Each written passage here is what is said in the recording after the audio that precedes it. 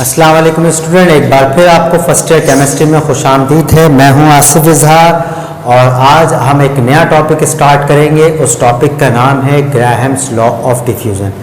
Graham loss of diffusion पढ़ाने से पहले मैं आपको बताता चलूं कि हमने इससे पहले P1 V1 is equal to P2 V2 V1 upon T1 बराबर होता है V2 upon T2 PV is equal to NRT P1 V1 upon T1 बराबर है P2 V2 अपॉन T2 के तमाम तर न्यूमेरिकल्स को 5 ईयर से और असाइनमेंट से सॉल्व किए। और आज अब एक नया टॉपिक स्टार्ट करने जा रहे हैं। ये टॉपिक है, इसके दो टॉपिक्स हमने पढ़े, लॉन्ग पोर्शन में है। एक होता है ग्राहम्स लॉ और एक को कहते हैं हम डाल्टन्स लॉ ऑफ, एक डाल्टन्स लॉ एक ग्राहम्स लॉ। तो आज हम डिस्कस करने वाले हैं student Graham's law. Graham's law पढ़ाने से पहले एक बात समझ लीजिए कि ग्राहम्स लॉ क्या है और क्या पढ़ेंगे। आइए हम जरा आपको समझाने की कोशिश करते हैं। मेरे पास यहाँ पर दो गैस है। क्या है? दो गैस। एक गैस मैंने रखा हुआ है HCl और एक गैस रखा हुआ है हमने NH3 गैस। अब एक HCl गैस है और एक NH3 गैस है, तो हमें कैसे पता चलेगा कौन सा गैस कितना ज़्यादा डिफ्यूज़ करता है? जैसे यहाँ से यहाँ तक का जो फासला है वो 100 सेंटीमीटर है। खामोशी सुनते रहो, आगे समझाता हूँ। पहले ये सुनते रहो से। एक में क्या रखा है हमने HCl, एक में क्या रखा हुआ है NH3। ठीक है सर। यहाँ से यहाँ तक का फासला कितना है ट्यूब का? 100 सेंटीमीटर। हम स्टार्ट करते हैं, टाइम ले लेते हैं। टाइम पहले 0 सेकेंड था, उसके बाद जैसे ही हमने टाइम चलाया, टाइम चलने लग गया। तो 4 सेकेंड्स के बाद आफ्टर 4 सेकेंड्स हम ये देखते हैं ये सारे गैस डिफ्यूज़ होकर यानी वेपर बनना स्टार्ट हो जाएंगे और यहाँ फैलना शुरू हो जाएंगे। अब ये गैस यहाँ तक आएंगे तो ये वाला गैस यहाँ पे आकर इससे टकरा जाएगा, यहाँ पर टकरा जाएगा। तो जब यहाँ पे भी टकराएगा तो फार्मूला बन जाएगा NH4Cl। वाइट फ्यूम्स क्या होगा? धुआं निकलेगा, वाइट फ्यूम्स नजर आएगा। तो इसका मतलब ये हुआ कि इस गैस ने यहाँ तक का फासला तय किया और इस गैस ने यहाँ तक का। तो इस गैस ने कम फासला तय किया और इस गैस ने ज़्यादा फासला तय किया। तो सवाल ये पैदा होता है ऐसा क्यों हुआ? तो आइए रीज़न समझिएगा। इसका जो मास है वो होता है 17 ग्राम और इसका मास कितना होता है 36.5 ग्राम। तो इसका मतलब ये हुआ इसका मास ज़्यादा था, इसका मास ज़्यादा था तो ये आहिस्ता से ट्रैवल किया करता है और इसका मास कम है तो ये ज़्यादा ट्रैवल करता है। तो इसका मतलब ये हो गया कि diffusibility is inversely proportional to the mass. समझ गए? यानी जितना ज़्यादा डिफ्यूज़ होगा रेट, यानी गैस जितना ज़्यादा डिफ्यूज करेगा, the rate of diffusibility is directly proportional to क्या है? m। यानी कि जितना ज़्यादा मास, इसका जितना ज़्यादा मास होगा तो इसकी डिफ्यूजिबिलिटी इतनी ही कम होगी और जितना कम इसका मास होगा तो उसकी डिफ्यूजिबिलिटी यानी रेट उसका क्या होगा? ज़्यादा होगा। आइए अब इसको हम थोड़ा तफसील से पढ़ने की कोशिश करते हैं। देखिए ज़रा बोर्ड पर देखते रहिएगा। डेफिनेशन हम बाद में लिखेंगे, पहले हम इसके एक्सपेरिमेंट पे चलते हैं। ये एक्सपेरिमेंट है, इसका नज़र आया बेटा? जी सर, ये एक्सपेरिमेंट है।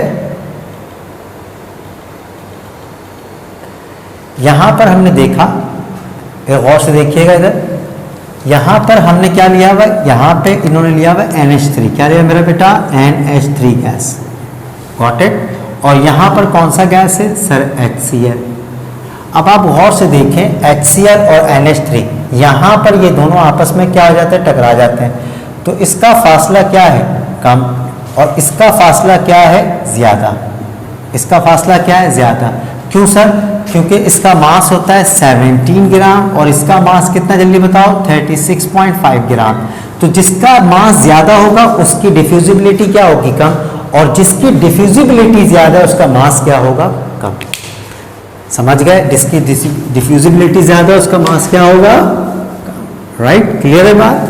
तो अब हम चलते हैं इसकी डेफिनेशन की तरफ और देखते हैं इसका डेफिनेशन में क्या कहते हैं ये। तो डेफिनेशन में ये लिखते हैं, under the same condition of temperature and pressure the rate of diffusibility different gases are inversely proportional to the square root of their molecular mass और डेंसिटी। या तो मॉलिक्यूलर मास होता है या डेंसिटी होता है। जल्दी से डेफिनेशन लिखो। Under the same condition of temperature and pressure, the rate of diffusion of different gases are inversely proportional to the square root of their molecular mass or density।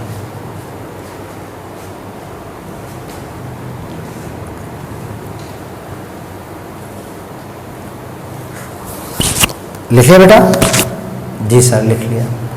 तो इसका मतलब ये हुआ कि डिफ्यूजिबिलिटी का हम ये देखते हैं कि जितना ज़्यादा गैस NH3, यहाँ पे किसको रखा हुआ जल्दी बताओ सर? हमारे पास यहाँ पे रखा हुआ है NH3 गैस और इसका मास होता है 17 ग्राम, तो इसकी डिफ्यूजिबिलिटी क्या है? ज़्यादा। यहाँ पे क्या रखा हुआ है? HCl जिसका मास कितना होता है? 36.5 ग्राम, है ना? मॉलिक्यूलर वेट 1 + 35.5, तो इसका मास क्या है? ज़्यादा, तो इसकी डिफ्यूजिबिलिटी क्या है? कम। समझ गए?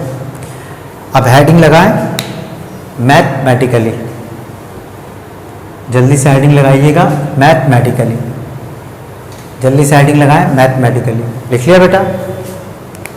चलो अब इसका ड्राइव करते हैं। कैसे ड्राइव करेंगे हम? R1 is directly proportional to square root density. इसकी जगह पे हम क्या लगा देंगे? 1 इज इक्वल टू, यहाँ पे क्या आ जाएगा? K कांस्टेंट, यहाँ आ जाएगा 1 और ये हो जाएगा D1। इसको इससे मल्टीप्लाई कर दो तो आंसर क्या बनेगा? R1 K √ D1, है ना भाई? तो इसको मान लेते हैं इक्वेशन नंबर 1। अब जल्दी से इक्वेशन 2 बताओ क्या होगा इसका? सर इक्वेशन 2 लिख दें इस तरीके से, ये हो गया इक्वेशन नंबर 2। अब क्या लिखेंगे हम? Dividing equation 1/2। 1 और 2 को क्या करते हैं? आपस में डिवाइड करते हैं। सबसे पहले क्या लिखा? Rate of diffusibility is directly proportional to 1/√D। D भी लिख सकते हैं, मॉलिक्यूलर मास भी लिख सकते हैं। तुम्हारी किताब में ड्राइव कैसे किया है? डी से, तो आप डी लिखो। अभी हम समझाते हैं आगे डी और एम क्या है, दोनों एक ही चीज़ है। इसको हटाकर के ले लिया, के को 1 से मल्टीप्लाई किया, के हो गया √D1, इसको मान लिया 1 और इसको मान लिया 2। डिवाइड करेंगे तो क्या होगा? R1/R2, राइट बेटा? अब यहाँ पे क्या लिखेंगे? वेरी गुड, ये देखो यहाँ आ जाएगा D1 डिवाइड, यहाँ आ जाएगा के। अच्छा सर एक सवाल है, स्टूडेंट एक सवाल पूछता है मुझसे, यहाँ पर बनता तो नहीं है लेकिन वो पूछ रहा है कि सर इसको कंपेयर क्यों नहीं किया? कंपेयर भी कर सकते थे, मसला ये है कि वो रिजल्ट नहीं आता जो ये साइंटिस्ट चाह रहा था।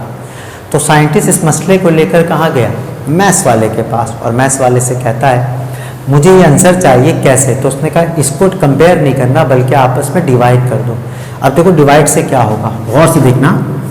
R1/R2 ये अपनी जगह पर रहेगा। अब इसको यहाँ पे लगा देंगे मल्टीप्लाई, मल्टीप्लाई लगाएंगे तो ये ऊपर चला जाएगा, तो ये क्या हो जाएगा? D2 और ये आ जाएगा K। ये देखो ये कैंसिल हो गया।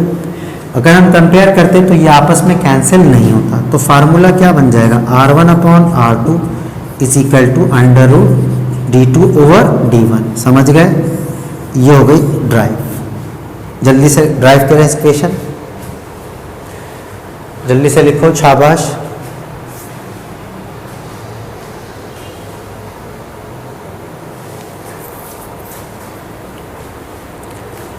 लिखे बेटा? अब इधर देखो, हम अच्छी तरह जानते हैं D इज इक्वल टू क्या होता है? M/V। V is equal to 1 मान लो तो क्या हो जाएगा? D is equal to M। Got it? इसीलिए दोनों बराबर होते हैं, इट्स नॉट अ प्रॉब्लम, ये बोथ आर, ये एक दूसरे के बराबर है। तो हम यहाँ पे क्या लिख सकते हैं? और करके क्या लिख सकते हैं? एक और फार्मूला लिख सकते हैं, R1/R2 इज इक्वल टू, यहाँ क्या लिख सकते हो? M2/M1। ये हो गया एक और फार्मूला, ये हो गया एक और फार्मूला। दो फार्मूले हमने इसके बनाए। एक अगर न्यूमेरिकल में डेंसिटी दिया जाएगा तो इस फार्मूले को इस्तेमाल करेंगे, और अगर सिर्फ नाम दिया जाएगा तो फिर इस फार्मूले को इस्तेमाल करेंगे। अगर दो गैसों का नाम दिया जाएगा तो इस फार्मूले को इस्तेमाल करेंगे। अगर गैस की डेंसिटी दी जाएगी तो इस फार्मूले को इस्तेमाल करेंगे, और फिर इससे हम इसका न्यूमेरिकल बनाएंगे। क्या बनाएंगे मेरा बेटा? न्यूमेरिकल। उम्मीद है कि ये आपने लिख लिया होगा। अब हम चल देंगे इंशाल्लाह अपने न्यूमेरिकल्स की तरफ।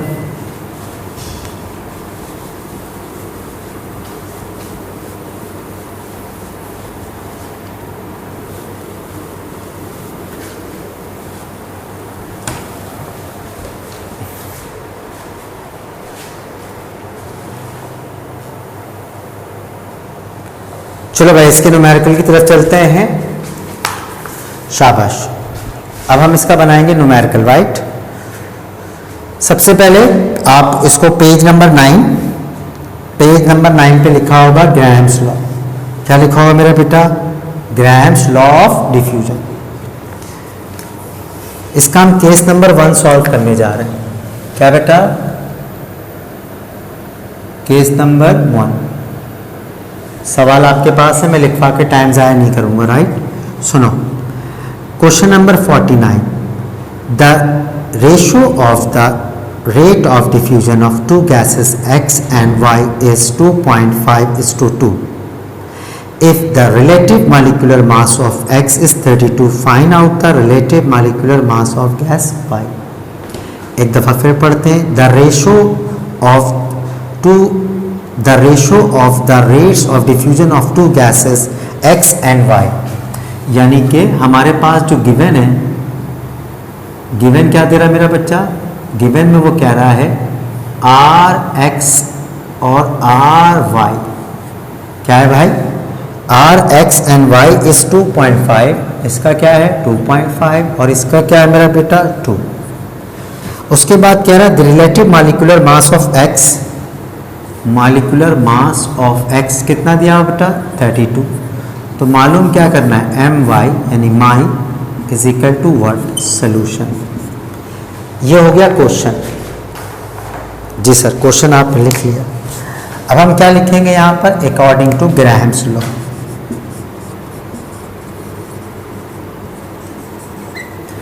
According to Graham's law. अब ग्राहम्स लॉ क्या? जल्दी बताओ, फार्मूला बताओ। R1 नहीं, Rx अपॉन Ry। समझ गए? R1 नहीं, यहाँ x दिया हुआ तो x लेंगे। अगर गैस का नाम देता तो नाम लेते। अंडर रूट किसके? m लिखूं d लिखूं? m लिखूं d लिखूं? वेरी गुड, m क्या हो जाएगा? y। ये वाला इधर चला जाएगा और ये वाला रिवर्स होता है तो ये हो जाएगा x। क्या मालूम करना है सर? सर हमें मालूम करना है ये। अब क्या लिखेंगे यहाँ पर? इसकी वैल्यू है 2.5, ये 2 आ जाएगा, इसको ऐसे ही रख देते हैं। और इधर क्या करना है सर? ये मालूम करना है My, इधर आ जाएगा 32। अब क्या लिखेंगे? हम लिखेंगे स्क्वायरिंग बोथ साइड। अगर हम इसको बोथ साइड स्क्वायर कर दें तो क्या हो जाएगा सर? सर देखें, 2.5 अपॉन 2 का स्क्वायर कर दें और इस पर अगर हम स्क्वायर लगा देंगे, इस पर हम स्क्वायर लगा देंगे। मैथ्स वाले कहते हैं लिखना सही नहीं है, आप डायरेक्ट कर लिया करें। तो ये इससे क्या हो जाएगा? कैंसिल हो जाएगा। तो अब हम क्या करेंगे? जल्दी बताएं। इसको इससे मल्टीप्लाई कर देंगे तो ये हो जाएगा 5 और ये क्या हो जाएगा 4 इज इक्वल टू, यहाँ पे हम क्या लिखेंगे? My और यह क्या हो जाएगा 32। समझ गए? क्लियर? क्लियर? अब हम क्या करेंगे बताओ? सर हम क्या करेंगे? क्रॉस मल्टीप्लाई करेंगे। My इधर आ जाएगा और My के साथ मल्टीप्लाई 4 हो जाएगा और 32 को मल्टीप्लाई कर देंगे 5 से। My यहीं लिख देंगे is equal to 32 multiply by 5, नीचे क्या आ जाएगा 4। अब इसको हम यहाँ क्या कर देंगे? My और इसके बाद जो आंसर आएगा वो यहाँ पर हम लिख देंगे। जल्दी से लिखिएगा, शाबाश शाबाश। इसको ज़रा चेक कीजिएगा, यहाँ छोटी सी गलती हो गई। यहाँ पे इसका आंसर क्या आ जाएगा? 6.25। क्या आएगा? 6.25। इस तरह के एरर बहुत जगह पे आ जाते हैं क्योंकि एक प्रॉब्लम है। शाबाश, खुद से करें, शाबाश, आप लोग भी करते रहें।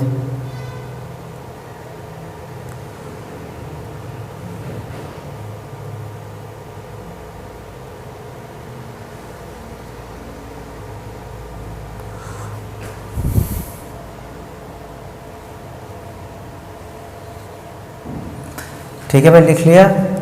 तो यहाँ पे हम क्या लिख देंगे? शाबाश, इसको चेंज करके क्या लिख देंगे हम? 6.25। यहाँ क्या आ जाएगा? 6.25।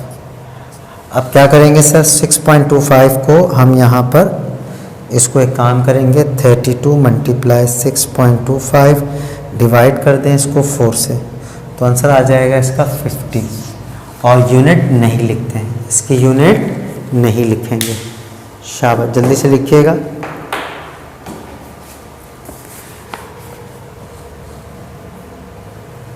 ठीक है,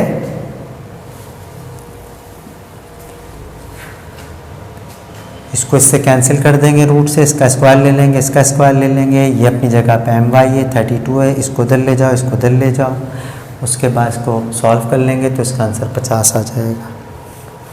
इसके बाद नेक्स्ट है क्वेश्चन नंबर, आखिरी सवाल, बाकी फिर आप लोग खुद सॉल्व कीजिएगा।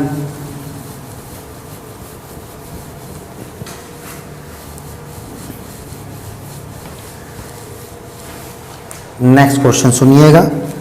नेक्स्ट क्वेश्चन है calculate molecular mass of B. क्या लिख रहे हैं वो? Calculate molecular mass of B. Calculate molecular mass of B. The ratio of the rate of diffusion of two gases A and B is 1.5:1 if the molecular mass of gas A 16। बिल्कुल similar sir, ये बिल्कुल वैसे ही है। कैसे? यहाँ पे आप सबसे पहले लिखेंगे आर ए। अब बताओ आर ए कितना दिया हुआ है? 1.5:1, तो यहाँ आ जाएगा 1.5। आर बी यहाँ क्या आ जाएगा? 1, ये 1। और इसके बाद क्या लिखेंगे हम? M A. एम ए कितना दिया हुआ बेटा? 16। शाबाश। और एम बी क्या करना है? मालूम करना है, सॉल्यूशन। समझ गए?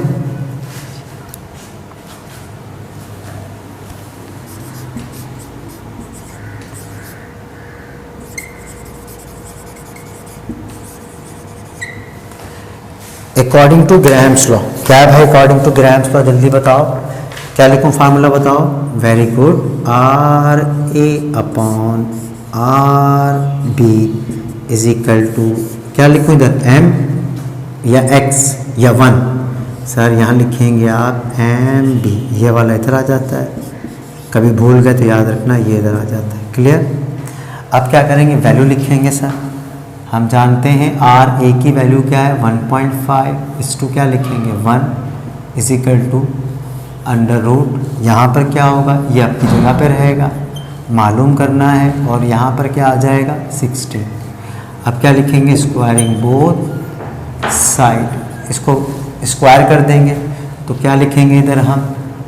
1.5, 1 का स्क्वायर हो जाएगा और इसके बाद ये वाला हिस्सा ये स्क्वायर से क्या हो जाएगा? कैंसिल हो जाएगा। तो 1. जल्दी करो मेरे साथ, शाबाश।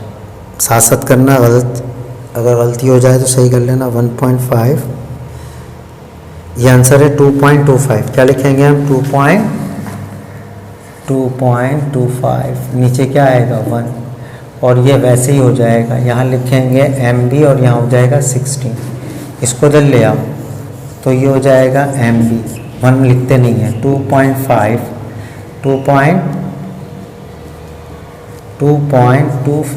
Multiply by 16। अब इसको मल्टीप्लाई कर दो 16 से, तो इसका आंसर आ जाएगा M B is equal to 36। और यूनिट लिखते नहीं है, यूनिट लिखते नहीं है। अब इसका एक क्वेश्चन है वो आप खुद बना लीजिएगा, ठीक है? इसका दूसरा क्वेश्चन जो है मेरा बेटा आप खुद बना लीजिएगा। अब उसके बाद हम चलते हैं, जल्दी से कॉपी कर लो फिर हम आगे चलते हैं। शाबाश।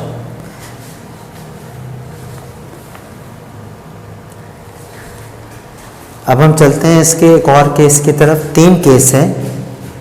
केस नंबर 1 बता दिया मैंने, अब हम चलते हैं केस नंबर 2 की तरफ।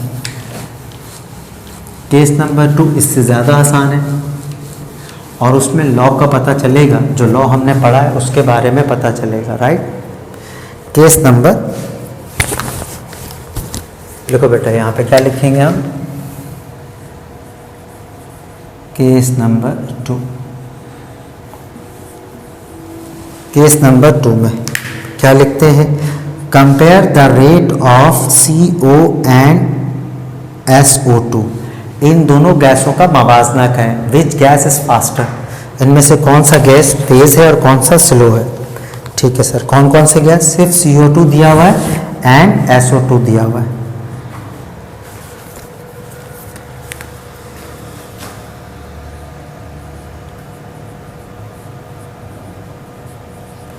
क्या दिया हुआ है, किसका मालूम करना है, the rate of CO2 and क्या लिख दूं बेटा, SO2। चलें भाई, अब इसको सॉल्व करना है।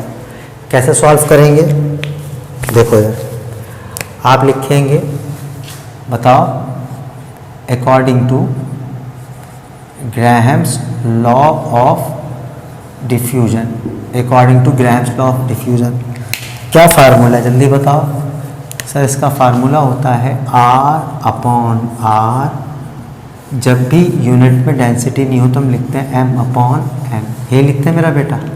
जी सर, अब आप क्या कहना चाह रहे हैं, हम ये कहना चाह रहे हैं, यहाँ पे आप कोई भी गैस लिख लो, तो हम लिख लेते हैं CO2, तो नीचे क्या आ जाएगा, SO2। आप ऊपर भी कर सकते हैं, नीचे, नो प्रॉब्लम, आपकी मर्जी है। तो पहले CO2 लिख लिया, SO2, तो यहाँ क्या आ जाएगा, SO2, यहाँ क्या आएगा, CO2। डन। जी सर, बिल्कुल समझ में आ गई बात। अब बताओ, ये अपनी जगह पे वैसे ही रहेगा, R/R, यानी ये जो CO2 है अपनी जगह पे रहेगा, SO2 अपनी जगह पे रहेगा। अब इसकी वैल्यू रख देते हैं, इसकी वैल्यू क्या है, देखो SO2, तो ये हो जाएगा 32 + 16 × 2, तो ये हो जाएगा 64, ये आ गया 64। CO2 का कितना होता है, CO2 का होता है 12 + 16 × 2, 16, 32, 44। डन मेरा बेटा, जल्दी से सॉल्व करो इसको। सर इसको हम सॉल्व करते हैं। अच्छा भाई, क्या लिखेंगे हम, 64 को डिवाइड कर देते हैं 44 से, तो 1.45 क्या आ जाएगा इसका आंसर, 64 डिवाइडेड बाई 44, 1.45।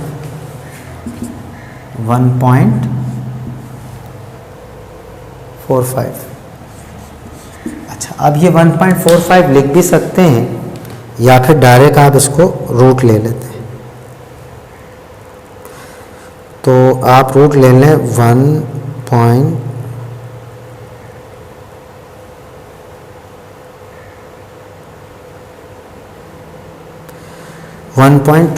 क्या आंसर आ जाएगा, डायरेक्ट लिख दें 1.20।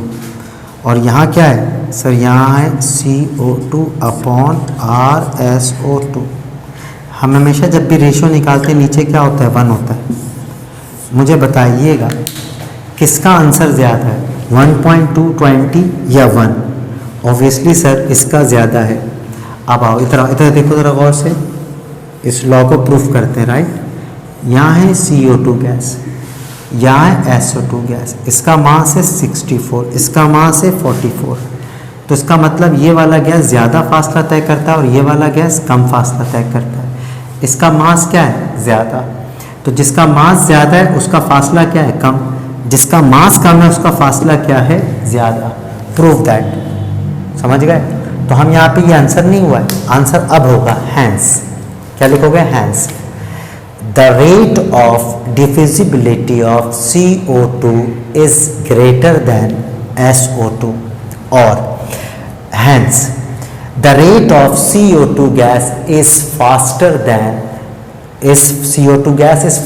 Then SO2। ये है इसका एक्चुअल आंसर। यानी आंसर किस में लिखना है, एंड में। क्या लिखना है, हैंस। क्या लिखोगे मेरा बेटा, hence the rate of CO2 gas is faster than SO2, full stop. Clear, समझ गए। अच्छा, अब वो बच्चे के दिमाग का एक सवाल है, उसका एक दिमाग का खलल है। वो कह रहा है नहीं सर आप एक काम करें, इसको रिवर्स कर दें। कर दो, अगर गलती से हम ऊपर नीचे कर दें, आंसर जो नीचे लिख रहे हो ना वही आंसर है। अब उसके दिमाग में जो आया हुआ है उसके मुताबिक हम सॉल्व करने जा रहे हैं। हमने यहाँ क्या लिखना है बेटा, sir as we know that हम लिखेंगे इधर R/R इज इक्वल टू, क्या लिखे जल्दी बताओ, m/n, है ना मेरा बेटा? जी सर। अब यहाँ क्या लिखेंगे? पहले CO, अब यहाँ पे लिख दो SO2, CO2, समझ गए? हमारी मर्जी। तो यहाँ आ जाएगा CO2, यहाँ आ जाएगा SO2। बहुत सारे बच्चों ने ऐसे सॉल्व किया होगा। जो नीचे आंसर है वो सेम आएगा। कैसे सर? अभी बताता हूँ। इसको RSO2 ऐसे लिखो, यहाँ पे RCO2 ऐसे ही लिखो। यहाँ पे क्या हो जाएगा? 44, यहाँ हो जाएगा 64। अब इसको सॉल्व करना है। क्या करेंगे इसको हम सॉल्व? जल्दी करो।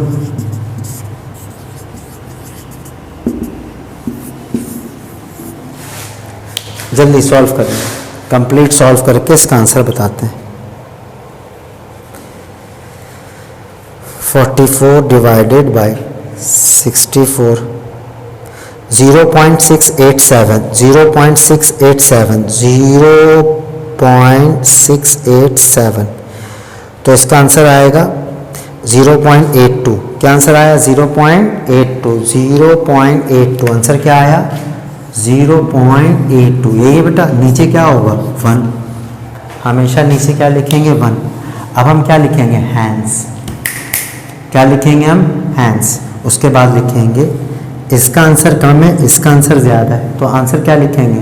Hence the diffusibility of CO2 gas is faster than SO2। Same answer आया? समझ गए? ये जो हैंस करके लिखेंगे दरअसल ये आपका आंसर है। ये जो आंसर है आप ये दिखा रहे हैं, ये आपका आंसर नहीं होगा इस कंपेयर में। कंपेयरिंग टू गैसेस के अंदर आंसर हमेशा लिखते हैं। क्या लिखेंगे?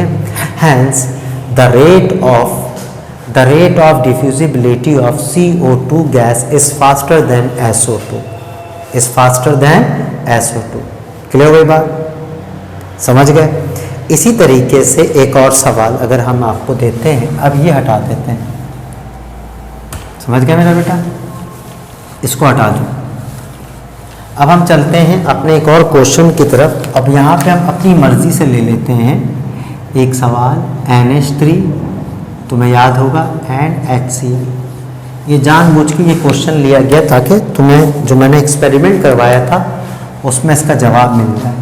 तो आप लिखेंगे RNH3। अब तो समझ गए ना? किसी को भी लिख दो RHCl। यहाँ क्या होगा? MHCl। नीचे क्या आएगा? MNH3। डन। सर इसको ऐसे ही लिखते हैं, इसके साथ कोई छेड़छाड़ ना करें। ये हो जाएगा 36.5, ये हो जाएगा 70। सही है बेटा? चलो जल्दी मेरे साथ करो। उन स्टूडेंट, बहुत सारे स्टूडेंट ऐसे हैं, उसको तहे दिल से मैं उनका शुक्रिया अदा करता हूँ, मशकूर हूँ मैं उनका, जो बहुत सारी गलतियों को आइडेंटिफाई करते हैं ड्यूरिंग कैलकुलेशन। बहरहाल आगे चलते हैं। इसमें हम लिखते हैं 36.5 डिवाइड कर दो 17 से, तो ये आंसर आ जाएगा 2.14। क्या आंसर आएगा बेटा? 2.14। 2.14 का क्या ले लो? रूट ले लो, तो ये हो जाएगा 1.46। क्या आ जाएगा? 1.46। और नीचे क्या होता है? 1। नीचे क्या होता है? 1। तो यहाँ क्या लिखेंगे? NH3। यहाँ क्या आ जाएगा? HCl। अब बताओ आंसर क्या लिखें? शाबाश, वेरी गुड। आंसर लिखेंगे the rate of diffusibility of NH3 gas is faster then HCl, is faster then HCl। समझ गए? अब इसके जितने रिलेटेड क्वेश्चन हैं आप बनाइएगा, इंशाल्लाह आपसे बन जाएगा। और मुझे लाजमी व्हाट्सएप कीजिएगा। अपना ख्याल रखिएगा। अल्लाह हाफ़िज़।